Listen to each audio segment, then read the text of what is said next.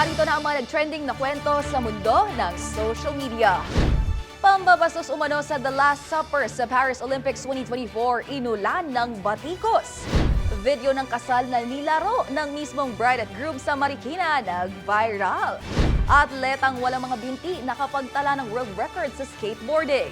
Aso sa New Zealand, pumanaw matapos umanong pakainin ng 8 hanggang 10 pirasong chicken araw-araw. Firmam arestado.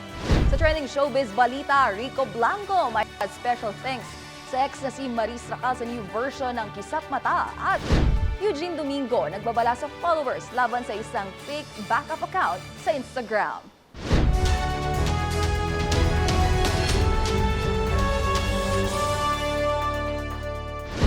Sure ako ang lahat ng kwento o viral video ay hindi umabot sa wall mo at mga trending na hindi mo akalain, yun pala ang totoong kwento.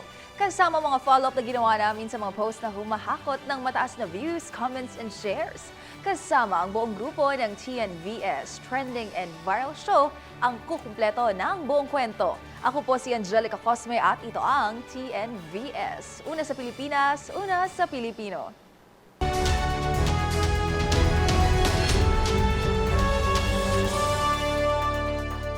Para sa ating unang trending story, art or sacrilege? Buong mundo ay tumutok sa France para sa pinakainabangang pagbubukas ng 2024 Paris Olympics. At maliban sa phenomenal comeback ni Queen of Power Ballads na si Celine Dion, may isa pang performance na tumatak sa publiko.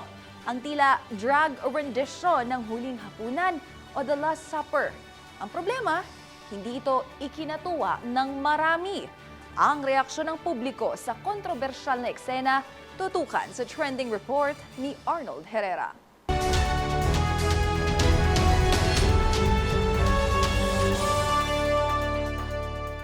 Tila nakahinga ng maluwag ang France matapos ang matagumpay nitong pagbubukas ng Paris Olympics 2024.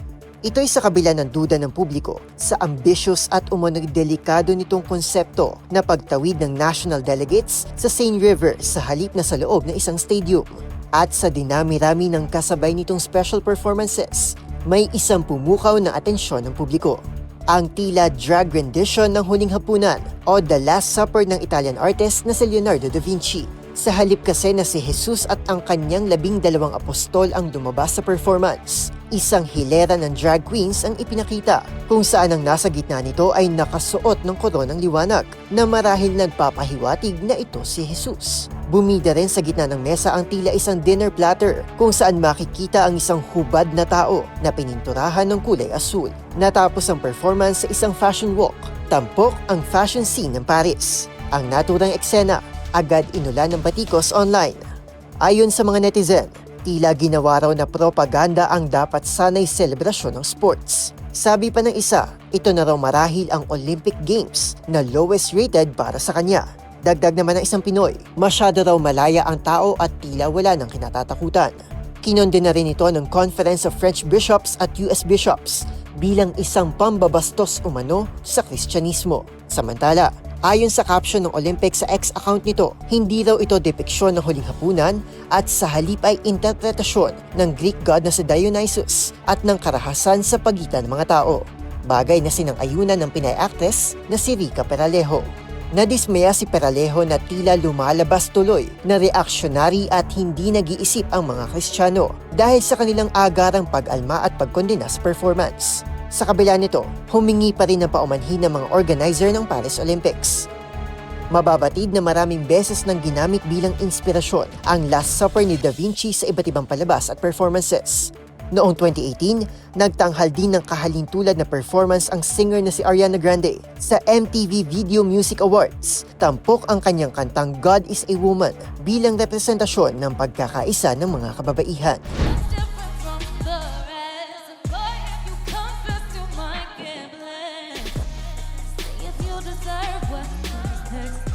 Para sa DZRH TV, ito si Arnold Herrera. Una sa Pilipinas, una sa Pilipino.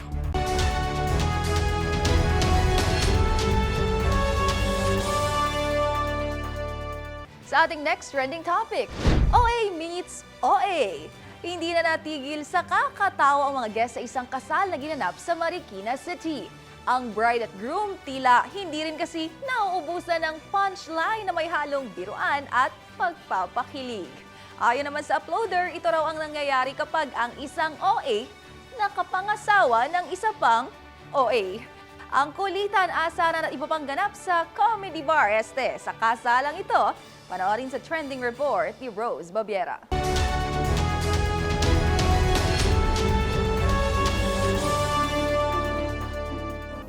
Kahit sino malilito kung kasal ba talaga ang dinuluhan mo, kung ang dalawang ito ang tatambad sa iyo sa harap ng altar.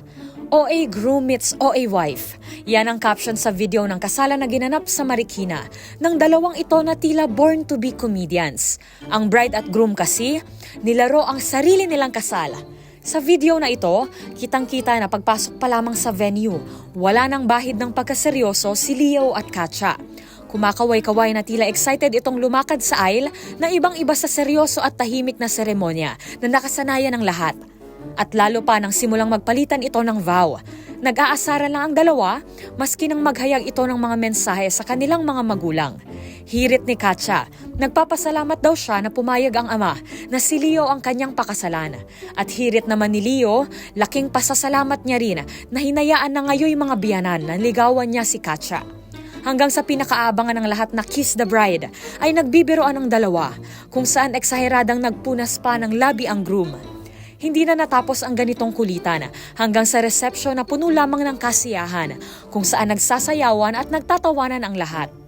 Ngunit sa huli, may bahagi rin na seryosong nagpasalamat ang dalawa sa Panginoong may kapal. Anila, grasya ng Panginoon ang nagdala sa kanila sa kasalang ito. Congratulations to the newlyweds! Para sa DZRH TV, ito si Rose Babiera. Una sa Pilipinas, una sa Pilipino.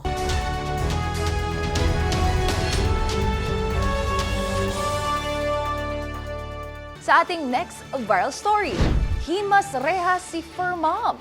Tiyak marami ang guilty sa hirit na kung minsan mas masarap pa ang ulam ni Bantay kaysa sa mga amo. Pero ang tampok na fur mom sa ating kwento, napasobra ata. Ang babae kasing ito mula sa New Zealand, inaresto matapos pumanaw ang kanyang alaga dahil umano sa labis na pagpapakain ito kay Bantay. Lumalabas kasi na 8 hanggang 10 pirasong chicken daw ang ipinapakain ito sa aso araw-araw. Ang iba pang detalye sa magkahalong kwento ng kalabisan at kabayaan. Inutukan ni Rovic Manuel.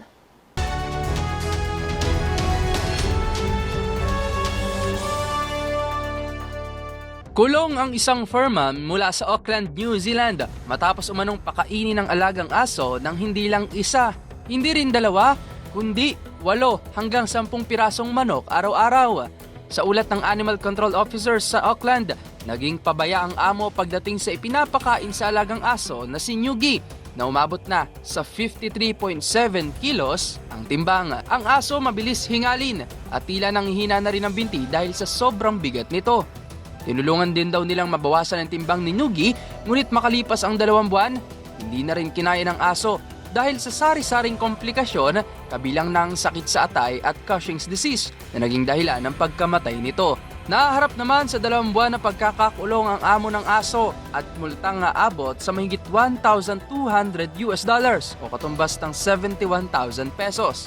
Hindi rin muna ito papayagang mag-alaga ng aso sa loob ng 1 taon. Samantala, ayon sa Healthline, ilan sa mga masusustansyang pagkain ng tao na pwede rin sa mga alagang aso ay prutas, tulad ng saging at gulay gaya naman ng carrots at kalabasa. Ang kwentong ito, magsilbisa ng aral o wake-up call para sa mga fur parent na maging mas responsable sa pag-aalaga kay Bantay at lalong-lalo sa pagdating sa kanilang kalusugan. Para sa DZRH TV, ito si Rovic Manuel, una sa Pilipinas, una sa Pilipino.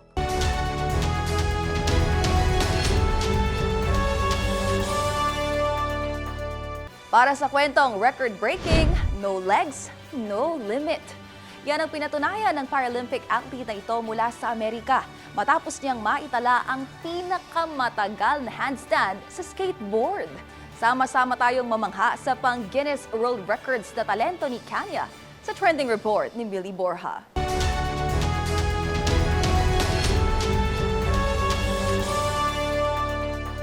Marami ang humanga sa talento ng American athlete na si Kanya Cesar matapos nito makapagtala ng world record sa sport ng skateboarding sa kabila ng kanyang kapansanan. Sa anunsyo ng Guinness World Records, kinumpirma nitong nakuha ng 31-year-old Paralympic athlete ang pinakabagong world record sa longest handstand on skateboard.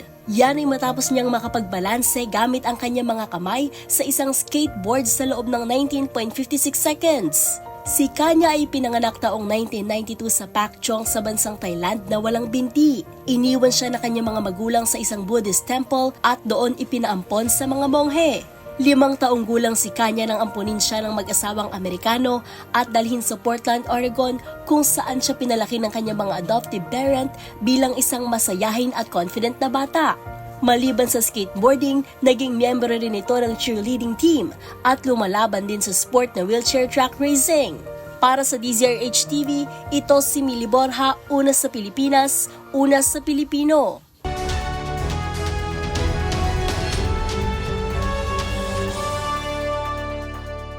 At para sa trending showbiz balita, OPM icon na si Rico Blanco may pa-special thanks para sa ex-girlfriend na si Maris Racal sa new version ng Kisap Mata. At aktres na si Eugene Domingo nagbabala sa followers laban sa isang fake backup account sa Instagram. Ang iba pang tutukan sa showbiz report na ito.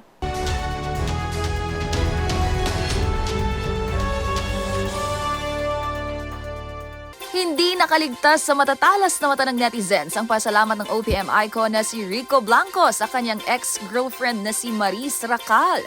Sa bagong version kasi ng hit song na Kisap Mata na in-upload sa YouTube channel ni Rico, mababasa rito ang pa-special thanks ng singer sa dating nobya.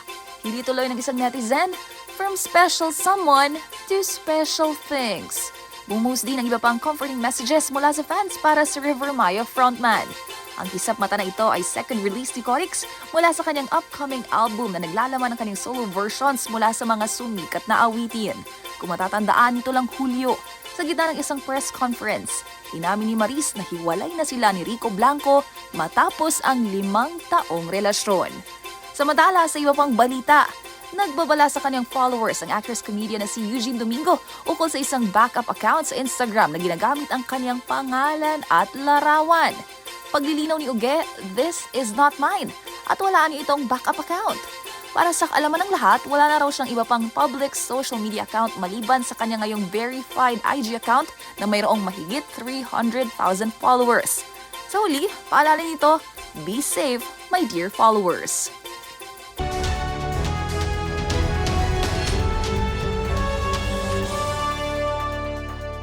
Isa na namang episode ng mga nagpa-wow, kinagiliwan at iba't ibang mga insidente ng mga nag-viral na kwento ang ating napanood.